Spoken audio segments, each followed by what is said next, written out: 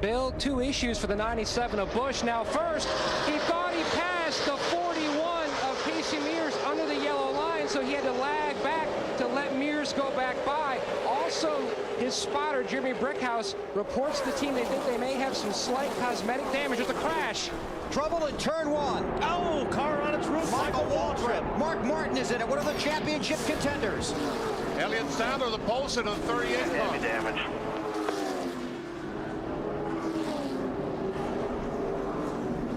That's Mark Martin's car right there. I couldn't really tell. No steering at all. No steering at all, Mark said, but obviously he is okay. Sometimes he's just along for the ride.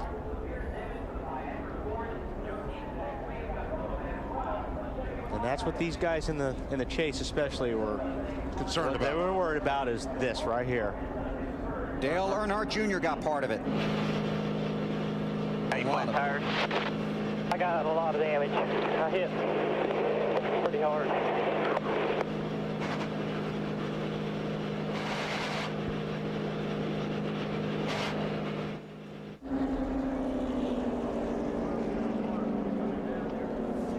Allen. Yeah, championship leader Jimmy Johnson got a piece of that also, Bill. He has called into his crew some right side damage on the car. Crew chief Chad Knaus calling Jimmy in. They're going to change the right side tires, check it over, send him back out to stay on the lead lap and make a game plan for if there's anything else they need to address. Not too bad though, Alan. He got away with a lot of it there. Let's see if we can see what happens here, BP. You see Mark Martin there, and oh, looks like Elliott Sadler got turned by Jimmy Johnson. Yeah, looked like he got hit by the 48 car getting down the corner. And Michael went over twice. Look at the rear end hanging out of Michael Waltrip's car. The 00 is Mike Skinner. Okay, watch up front. Watch the 48 car. And he just tags the 30. Just tags him. Just doesn't take a whole lot. Michael coming here. Poor Michael, he has no place. He makes contact with Rusty Wallace and Mark Martin. That's what sent him over. Yeah, Mark's the one that launched him.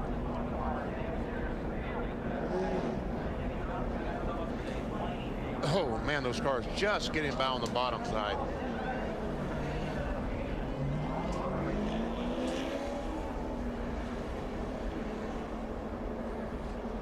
And like I said, he just looks like these cars are glued, but it just takes somebody to touch one of these bumpers in the wrong way, especially when you're in the corner. You can do it on the straightaway, as long as your steering wheel is straight, but it doesn't take a whole lot to get them sideways. It really is a tightrope when you're racing here. I mean, you've got to respect everybody, and you're so tight all the time. If the guy slips a little bit and gets out of the throttle, you've got somebody that's right on your bumper, so it doesn't take much for somebody to get into you. So several cars involved. 20 laps are complete.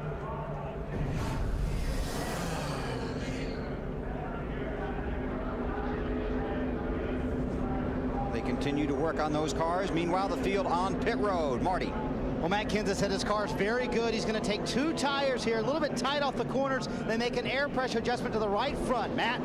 The 20's already in. Not sure if you ran through any debris. They were talking about going with a 4-tire change, but they're going 2 tires. Dave. Top of your screen for Greg Biffle. He knows that he ran through debris, so he said we've got to change 4 tires on the 16. Alan. Jeff Gordon taking 4 tires, bottom left of your screen. You'll see the race off pit road on the right side of the screen. Gordon going to lose some spots by getting the 4 tires. Marty. And Dale Earnhardt Jr. Is surveying the damage from the Chevrolet. He came into the garage here. And we'll give him just one moment. We'll get to him in just a second. We had him a second ago, but his crew called him over to look at the right front. But a lot of damage to the 8 car. And we'll get a word with Junior in a second. Well, a lot of guys down on that garage. Very crowded working on those cars. Junior, a 5-time winner here, but not today. This was a moment ago. Mark Martin climbing out of his car. 2-time winner at this track, 4 times second in the championship standings. Was hoping to get through here with some points. And we all know how much he wants this championship. On board with Junior. Watch Mark Martin.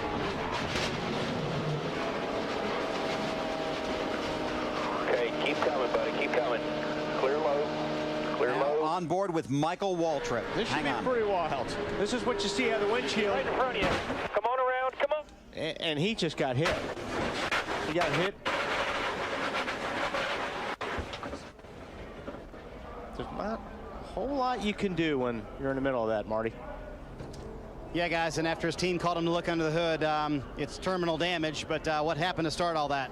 I don't know. The 38 and the 20 or the 48s just stopped in the corner, right in the middle of the corner, and I didn't have anywhere to go. I hit Jimmy square, but I guess he had to turn 38 by the corner and just turn the 38 around. I don't know why they stopped. You had to ask them whether they got together or something in front of us or whatever, but I couldn't do nothing going that fast. The racing seemed to be quite intense very early today, Junior. Well, that's what we get paid for. All right, Dale Earnhardt Jr. will be done for the day. And his teammate Michael Waltrip got out of his car, we were told, under his own power. Mike Skinner, Joe Nemechek, Mark Martin, Dale Earnhardt Jr., Michael Waltrip, Elliott Sadler, Jimmy Johnson all involved in that crash. And you can add the 2 of Rusty Wallace, another championship contender that got a piece of it. We'll update you when we come back to Talladega.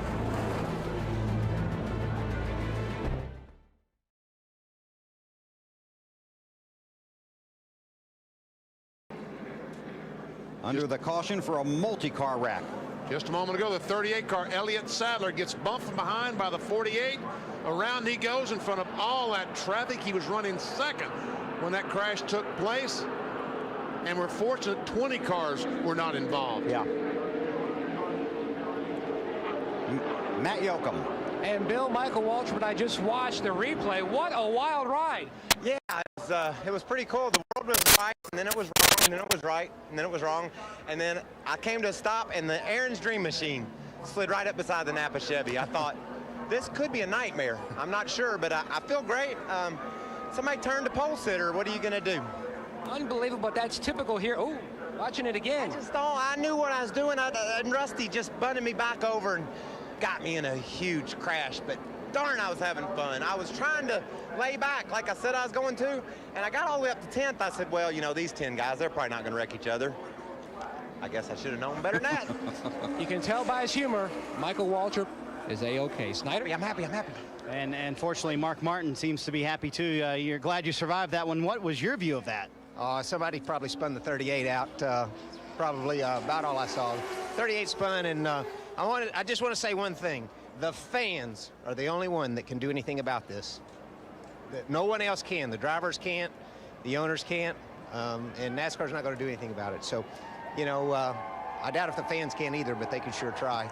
I know that it's exciting racing to watch, but golly, I didn't even get a sweat worked up. You know, and you just can't go against God's will. I'd have a championship by now if it was God's will, and you know, I'm okay, and we'll finish this one off, and we'll worry about next year. What would you do to fix it? And surely you don't think the championship is over at this point, Mark? Sure would have been a lot easier if I'd have finished in the top 10 today. You know, the only thing they can do really is take the banks out of these places, and then it wouldn't be as exciting for the fans. And so that's why it's never going to happen. But when you have 230-mile-an-hour race cars running around at 185, this is what you're going to get. I don't care. The drivers can't control it. You can say they can, but we don't really have control over the situation, and we can't get anything done. And you know, the race cars today have outgrown these racetracks. They're 230-mile-an-hour vehicles, and you know, it's like riding around out there kitty cars, you know, at 185. Some very outspoken comments from Mark Martin. Matt? Elliott Sadler's also walked out of the infield care center. You're okay. You said you didn't need to see the video. You know exactly what happened. Yeah, I know exactly what happened. The 48 just, I don't know where he was going. It's lap 18 or 19 or whatever it was, and too early in the race to be doing that, and I just had no control of the car. My back tires are off the ground. It's a shame. I'm going to bite my tongue right now, but I feel sorry for all the M&M guys, everybody in the shop, in the engine shop. We had a really good race car. We were just kind of riding around, pushing each other around, exchanging the lead, but way too early in the race to cause a big pileup like that. I mean, we have 3 pedals in the car. You know, the middle one's the brake, in case he doesn't know that. Maybe I'll give him a diagram for next week, but it's a shame to take out a lot of good cars this early in the race. It's just no sense in racing like that early. Obviously a very frustrated Elliott Sadler. Guys? This car has been on and off of pit road 4 or 5 times now. Jimmy Johnson. So they're pointing the finger at Jimmy for this one. And take a look at what happened here at Talladega in the spring. A lot of folks pointing the finger at Jimmy Johnson in this situation. Going down in turn one, he moves up, gets in 4-car Mike Wallace. He goes up, and the end result, several cars involved in this crash. And several drivers were very upset with Jimmy after this race. Well, that list just grew. Yep.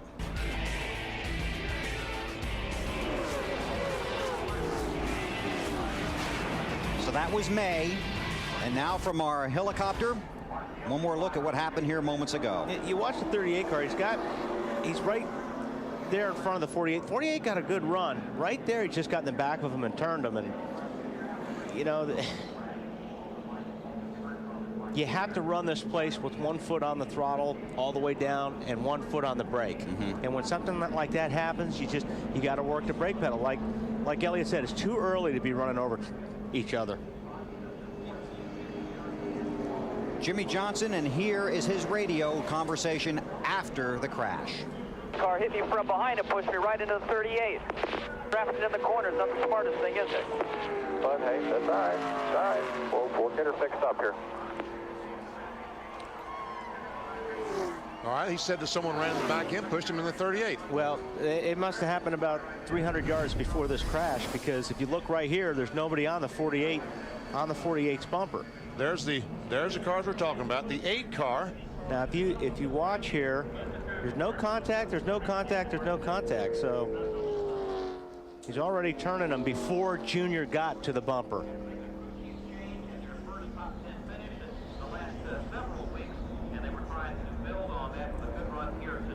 Now on board with Ricky Rudd. The wreck's in front of him. Hey, go low, baby, go low. Ease off, go low, keep digging. Try to do the middle, try to do the middle. Oh, just nice. got by. Ricky Rudd weaving his way through. Under caution at Talladega after a multi-car wreck that took out championship contender Mark Martin and others.